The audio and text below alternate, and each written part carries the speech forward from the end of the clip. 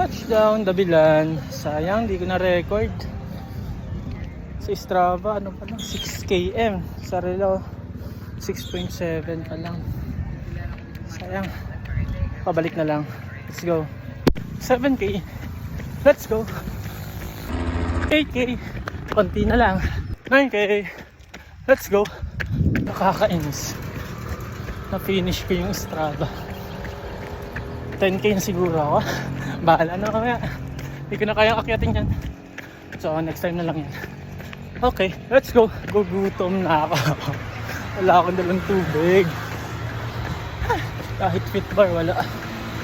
Ayaw pa ng 7-Eleven. Kaya yan. Let's go. 7K. Let's go. Kaya yan. 12K. Let's go. Let's go.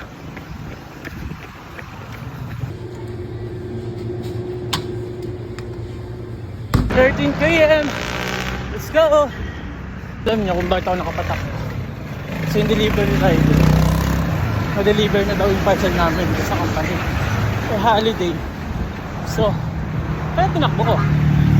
Kasi ang nakalagay sa delivery status, delivered. Kagabi, 6:30 PM. Pero ngayon, wala pa rin. Scam ako ng kuya. 13K. Let's go. Let's go, runners! Let's go! Hindi naman siya matarik, guys.